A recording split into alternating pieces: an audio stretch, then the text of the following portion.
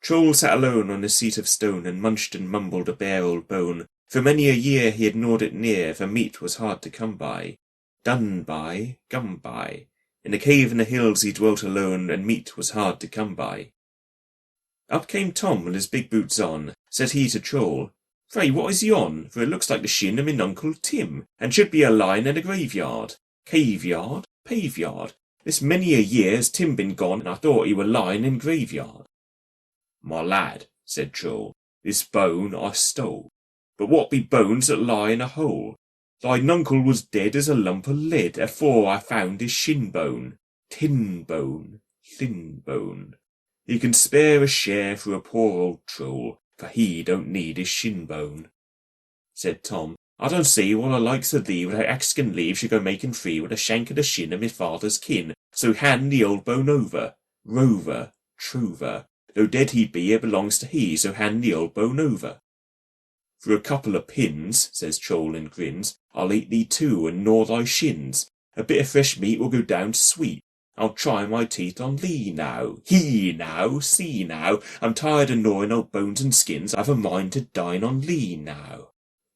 But just as he thought his dinner was caught, he found his hands had hold of naught. Before he could mind, Tom slipped behind and gave him a boot to larn him.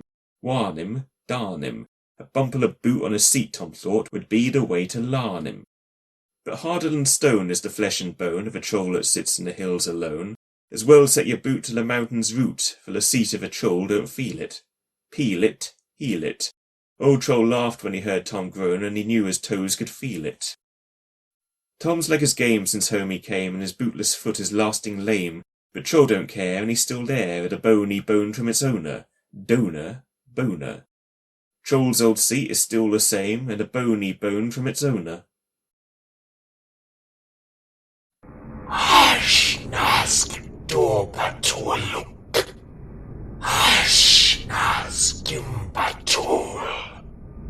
Hush, nask, Hakutuluk. Harba, so Mishkarimpatol. 3 rings for the elven kings under the sky. 7 for the dwarf lords in their halls of stone. 9 for mortal men doomed to die. 1 for the Dark Lord on his dark throne in the land of Mordor, where the shadows lie. 1 ring to rule them all. 1 ring to find them. 1 ring to bring them all, and in the darkness find them in the land of Mordor, where the shadows lie.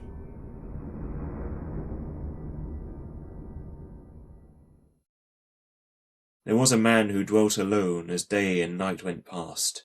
He sat as still as carven stone, and yet no shadow cast. The white owls perched upon his head, beneath the winter moon. They wiped their beaks and thought him dead, under the stars of June. There came a lady clad in grey, in the twilight shining. One moment she would stand and stay, her hair with flowers entwining. He woke as had he sprung of stone, and broke the spell that bound him. He clasped her fast, both flesh and bone, and wrapped her shadow round him. There never more she walks her ways by sun or moon or star. She dwells below where neither days nor any nights there are. But once a year, when caverns yawn and hidden things awake, they dance together, then till dawn, and a single shadow make. The shadows where the Mew Lips dwell are dark and wet as ink, and slow and softly rings their bell, as in the slime you sink. You sink into the slime who dare to knock upon their door, while down the grinning gargoyles stare, and noisome waters pour. Beside the rotting river strand the drooping willows weep, and gloomily the gore-crows stand, croaking in their sleep. Over the Murloc mountains a long and weary way, in a mouldy valley where the trees are grey. By a dark pool's border without wind or tide, moonless and sunless, the Mew Lips hide. The cellars where the Mew Lips sit are deep and dank and cold, with single sickly candle lit, and there they count their gold. Their walls are wet, their ceilings drip, their feet upon the floor go softly with a squish flap flip as they sidle to the door. They peep out slyly through a crack, their feeling fingers creep, and when they've finished, in a sack your bones they take to keep. Beyond the Murloc Mountains, a long and lonely road, through the spider shadows and the marsh of toad, and through the wood of hanging trees and the gallows weed, you go to find the Mew Lips, and the Mew Lips feed.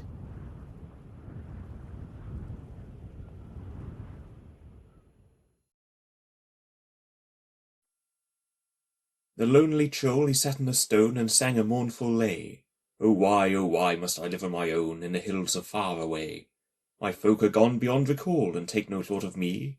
Alone I'm left, the last of all from weathertop to the sea. I steal no gold, I drink no beer, I eat no kind of meat. But people slam their doors in fear whenever they hear my feet. Oh how I wish that they were neat, and my hands were not so rough. Yet my heart is soft, my smile is sweet, and my cooking good enough. Come, come, he thought, this will not do, I must go and find a friend. And walking soft I'll wander through the Shire from end to end. Down he went and walked all night with his feet in boots of fur. To delving he came in the morning light, when folk were just astir. He looked around, and who did he meet but old Mrs. Bunsen all, with umbrella and basket walking the street, and he smiled and stopped to call. Good morning, ma'am, good day to you, I hope I find you well. But she dropped umbrella and basket too, and yelled a frightful yell. Old Pot the Mayor was strolling near when he heard that awful sound. He turned all purple and pink with fear, and dived down underground. The lonely troll was hurt and sad. Don't go, he gently said. But old Mrs. Bunce ran home like mad, and hid beneath her bed. The troll went on to the market-place, and peeped above the stalls. The sheep went wild when they saw his face, and the geese flew over the walls. Old Farmer Hog he spilled his ale, Bill Butcher threw a knife, and Grip his dog he turned his tail, and ran to save his life. The old troll sadly sat and wept outside the lockhole's gate, and Perry the Winkle up he crept and patted him on the pate. Oh, why do you weep, you great big lump? You're better outside than in. He gave the troll a friendly thump, and laughed to see him grin. Oh, Perry the Winkle boy, he cried, come, you're a lad for me. Now if you're willing to take a ride, I'll carry you home to tea. He jumped on his back and held on tight, and off you go, said he. And the Winkle had a feast that night, and sat on the old troll's knee. There were piglets, there was buttered toast, and jam and cream and cake, and the Winkle strove to eat the most, though his buttons all should break. The kettle sang, the fire was hot, the pot was large and brown, and the Winkle tried to drink the lot, in tea though he should drown.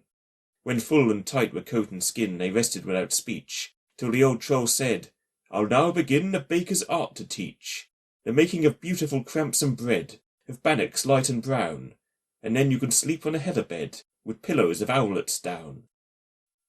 Young Winkle, where have you been? They said. I've been to a fulsome tea, and I feel so fat, for I have fed on crampsome bread, said he. But where, my lad, in the Shire was that, or out in Bree, said they. But the Winkle he up and answered flat, I ain't a-going to say. But I know where, said Peeping Jack, I watched him ride away. He went upon the old troll's back to the hills of far away. Then all the people went with a will, by pony, cart, or moke, until they came to a house in a hill, and saw a chimney smoke. They hammered upon the old troll's door. A beautiful crampsome cake, oh bake for us, please, or two or more. Oh bake, they said, oh bake. Go home, the old troll said. I never invited you. Only on Thursdays I bake my bread, and only for a few.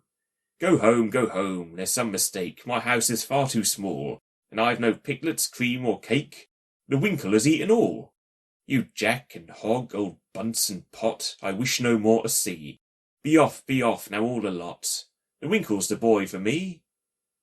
Now Perry the Winkle grew so fat through eating of crampsome bread, his waistcoat bust and never a hat would sit upon his head.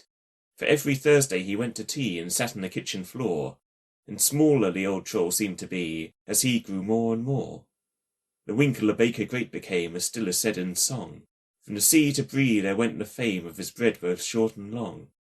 But it weren't so good as a crampsome bread, no butter so rich and free, as every Thursday the old troll spread for Perry the Winkle's tea.